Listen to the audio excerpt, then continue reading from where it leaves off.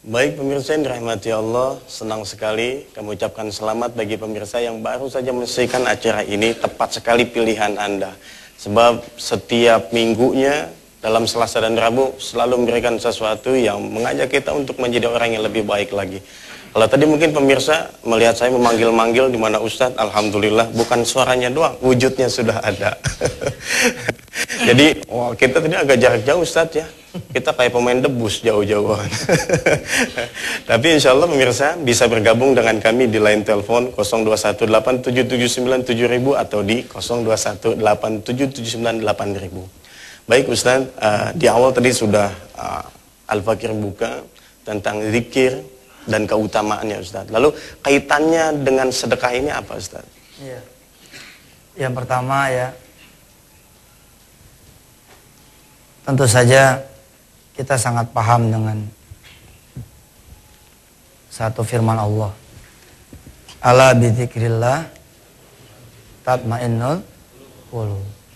Sesungguhnya dengan mengingat Allah, hati jadi tenang. Saya tuh tadi pas sholat subuh ya, ingat kondisi-kondisi ketika dulu saya di dalam tahanan ya. Seseorang tuh bisa dekat sama Allah kalau dia punya masalah. Percaya omongan saya. Berbahagialah orang-orang yang betul-betul lagi dikasih masalah sama Allah. Bab dapat masalah tuh enak tuh. Terasa sama Allah tuh dekat. Terus terang ya, kalau dilihat-lihat kualitas sholat malam saya pribadi, kualitas sholat duha saya pribadi, kualitas ketika azan dulu saya pribadi, kualitas ketika memimpin jadi imam, atau kualitas jadi makmum antara Yusuf Mansur yang dulu ketika benar-benar hidupnya dalam tekanan, dalam hutang, dalam masalah Yusuf Albar ya, itu jauh dengan kondisi sekarang. Sekarang tuh ya untuk bisa nangis di sholat malam serasa mahal sekali gitu. Karena sudah tidak ada itu faktor pendorongnya itu. Memang susah saya sendiri untuk masuk ke gerbang orang-orang yang bersyukur. Saya merasa masih terlampau jauh gitu. Kalau Alinda Albar tadi bilang Al-Fakir, kayaknya saya Al-Fakir double gitu. Waduh, benar-benar rasanya. Inilah kadang saya bilang sama jemaah semua yang datang. Syukuri deh. Anda tuh punya masalah, syukuri deh. Bagaimana ketika Anda, ibu-ibu ya, ditinggal oleh suaminya, bisa menangis di tengah malam, lalu bilang sama Allah, ya Rob, cukuplah engkau sebagai kekasihku. Aku gak butuh suami, ya Allah. Bagaimana orang-orang yang sendirian, usianya sudah menjelang 40. Dia takut dia gak dapat suami. Tapi kemudian dia bisa banting. Dibilang sama Allah, engkau saja lah ya Allah yang menjadi temanku. Hasbunallah ni'mal wakil, ni'mal maula, ni'man nas. Ketika orang-orang berhutang, lalu ditagih dengan intimidasi yang luar biasa. Anda diseret, Anda ditenteng ke kepolisian. Tapi kemudian hati Anda malah damai gitu. Malah, ya Allah kalau ini adalah bentuk ampunan darimu, bentuk kasih sayang darimu, ya Allah, saya terima. Tadi Ustadz Albar cerita tentang seorang yang punya penyakit. Allah karim, luar biasa. Barangkali kita yang megang tasbih sama orang yang sakit yang megang tasbih, itu akan berbeda. Bukan sih kita meminta sama Allah untuk dihadirkan lagi masalah, naudzubillah min dzalik. Tsumma naudzubillah. Tapi saya pribadi rindu gitu dengan keadaan-keadaan seperti itu, rindu. Kalaulah kita harus membeli jannah dengan masalah kita, belilah. Tidak semua orang bisa dikaruniai sama Allah masalah. Nggak bisa. Jadi ketika kita dikaruniai masalah, maka ketika itu pula lah sesungguhnya ada peluang untuk kita mendekatkan diri pada Allah Subhanahu wa taala.